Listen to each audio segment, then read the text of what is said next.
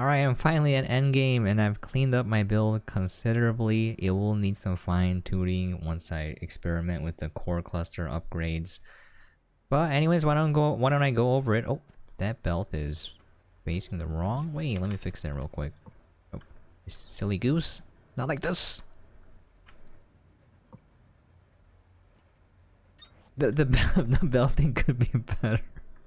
Alright, so here's my build. This is gonna be my main bus. I have some for copper. It's not connected yet because I want to accumulate some copper in the storage before I start piping it in.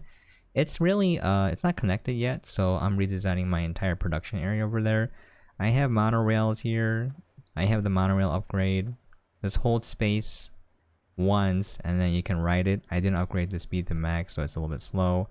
My vision is I'll ride along the main bus into key points of interest so I don't have to walk there ever. I'm also going to have power cables on the other side, and I'm not going to use them quite yet because there's a bug where it doesn't really work with monorails. Okay, now let me go over my storage solution. So here we have 3 sets of 3 mining drills and smelters connected to each pair of storage containers, these columns. And this is what happens. So it comes belting in, and then the first box has priority. So I have 2 stack inserters, and it'll grab ingots until it's full. So these are full. And then they'll output it over here, 1 from each box. And then here we have 1 stack inserter grabbing the ingots. And so you might get a little bit of a trickle down, but ultimately it will fill in the 2 containers that is behind the full container. Okay, so that goes all the way down. And then so let's say there's some trickle down here, and I want it stacked so that it's starting at the closest storage container all the way down. The ingots are flowing this way to the right. So I have 1 fast inserter on each container to slowly trickle down any ingots. So let's say this one is empty, right? Then these 2 arms will continually grab ingots and output from that. And then whatever is here will be passed down into this box. If this is empty, then I'll get passed from this box. If this is getting empty, so as you can see, the ingots will constantly flow towards the front of the storage system, and the storage system is connected to the main bus. Each of them here. Now, it can only support 3 mining drills and 3 smelters per belt, and it can only support 3 stack arms at a time. So I could have 1 stack arm, 1 more stack arm somewhere else, but then it'll be uneven, so I opted for 2. So here's my drill setup here, my mining setup. All Mark IIs is beautiful, and unfortunately mining the veins will run out. So I've already run into situations where I'm running out.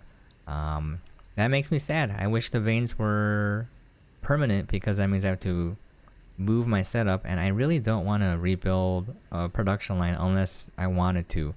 I hope the developers kind of rethink making these temporary. I understand why, because I think from the design element they want you to kind of go towards the infused limestone.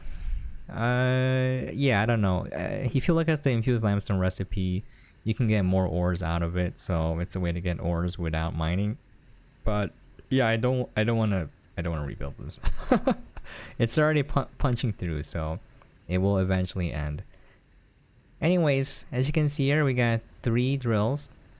They don't need biofuel, but they do need power. 900 kilowatts per mining drill, so it's quite a bit. It's going into a Mark II smelter.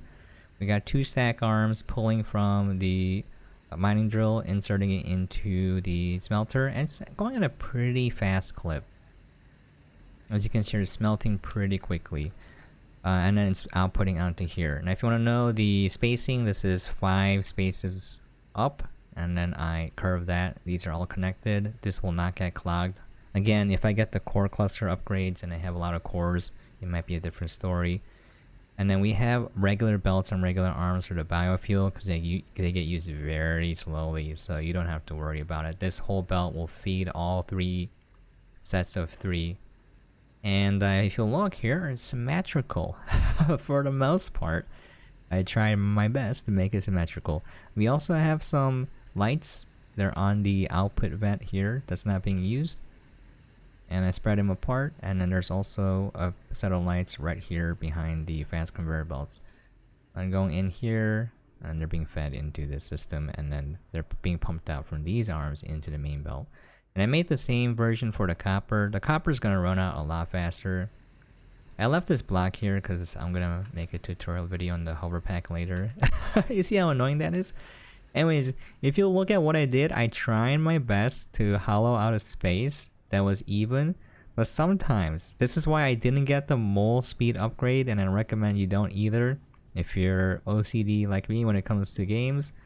It's very easy to accidentally dig up just a little bit, like right here, and I'm like, oh god, now it's uneven.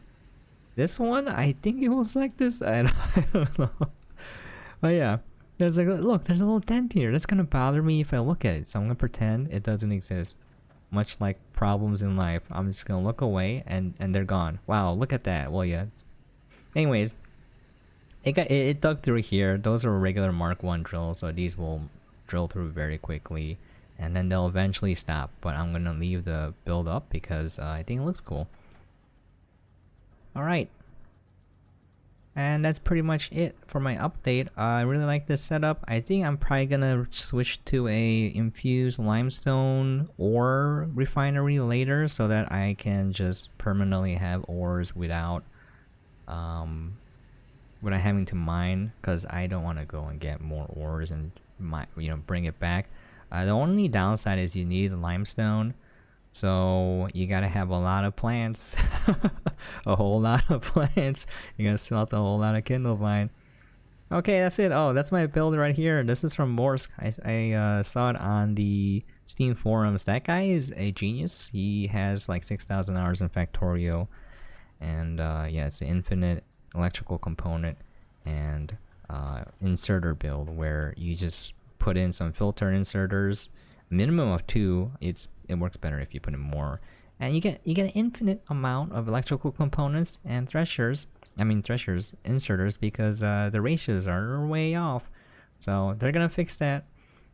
I wish they did it, because I'm gonna, again, another plea to the developers. I know none of them watch this video, but listen, man, games are supposed to be fun. So if you got a goofy like thresher recipe where it just like produces millions of components for free in a closed loop, hey man, just leave it, man. Why not? Why the heck not? You know what I mean?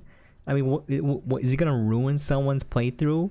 You know, they just don't have to use it then, you know? In fact, most people don't even know about this because they have to crawl through the Steam forums, or they have to go and stretch everything themselves and take notes because the calculator doesn't give an accurate answer. Anyways, I'm rambling now. This is this is not a guide video. Guide videos I make are scripted, and I try very hard not to waste anyone's time and give maximum info.